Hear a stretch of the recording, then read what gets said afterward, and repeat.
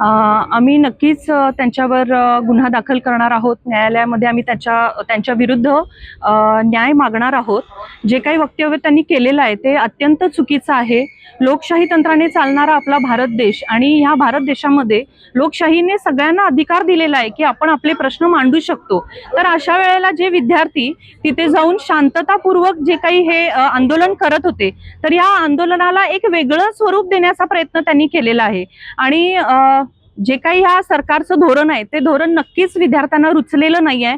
म्हणून तर त्यांनी इतके दिवस हे आंदोलन आपलं चालत राहिलं आणि त्याला यशही आलं। पण त्या यशामागे किती लोकांनी मार खाल्ला, किती विद्यार्थ्यांना मार खावा लागला, विद्यार्थिनींना मार खावा लागला।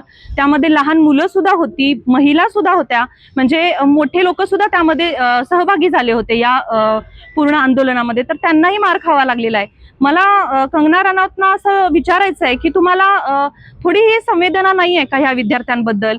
मला तर सरकारलाच विचारायचं आहे की प्रत्येक जण राहुल गांधी तिथे का गेले, मोदींच्या घराच्या बाहेर जायला नको पाहिजे होतं असं त्यांचं मत होतं, ते तिथं का गेले ह्याच्यावर त्यांचा सगळा मीडिया आणि सगळे प्रश्न आणि सगळं सुरू आहे। पण त्यातल्या एकाने हा नाही विचार केला की त्या विद्यार्थ्यांना किती लागलं। ते लोक कुणीही ह्याच्यावर बोलत नाहीत की विद्यार्थ्यांना जी मारहाण झाली ती चुकीची आहे किंवा व्हायला नाही पाहिजे होतं। प्रत्येक जण पोलिसांनी किती मार खाल्ला, पोलिसांना किती लागलं आणि ह्यांना फंडिंग कुठून होतंय, ह्यांना जेवण इतकं कुठून येतंय, ह्या सगळ्या गोष्टींवरच त्यांचा सगळा फोकस होता। त्या मुलांना किती लागलं, त्यांना पकडून नेलं, मुलींना किती लागलं, किती वेगवेगळ्या चुकीच्या गोष्टी त्या ठिकाणी पोलिसांकडून घडलेल्या आहेत, याकडे कुणीही लक्ष दिलेलं नाही आहे। आम्ही निषेधच करतोय ह्या गोष्टीचा, कारण त्यांचं वक्तव्य तर असंही आहे की तुम्ही स्वावलंबी नाही आहे आणि तुम्ही बोलताय का बरं? असा अधिकार नाही आहे का? आपला हक्क किंवा आपलं जे काही मत आहे हे मांडण्याचा आपल्याला अधिकार नाही आहे? तुम्ही स्वतः कमवत असाल तरच तुम्ही बोलायचं आहे का? म्हणजे त्यांचं म्हणणं आहे आई वडिलांच्या जीवावर तुम्ही कशाला बोलताय आणि करताय। त्यांनी असंही म्हटलेलं आहे की ह्यांना कोण जन्म देतं आणि ह्यांना कोण पोसतं। हे किती चुकीची विधानं आहेत।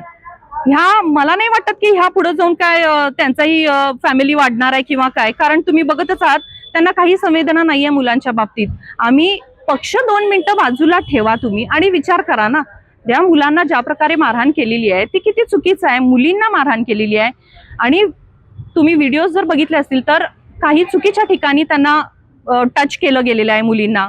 शिवाय मुलींना पुरुष पोलिसांनी मारलेलं आहे। हे कितपत योग्य आहे? ह्याचे आपण व्हिडिओज बघितलेले आहेत। हे चुकीच्या पद्धतीने सगळं चाललेलं हे त्यांना दिसत नाही का? नाही, मला तेच म्हणायचं आहे, त्या त्यांच्या रोल मधून अजून बाहेरच आलेल्या नाही आहेत। आणि मी तर असंही म्हणेन की नायिका आहात तर तुम्ही नायिकाच राहा। तुम्ही जर संसदेत येताय तर तुम्ही किती संवेदनशील असायला पाहिजे। आणि तुम्ही महिला खासदार म्हणता स्वतःला, तर तुम्ही महिलांबद्दलच असं तुम्ही बोलूच कसं शकताय?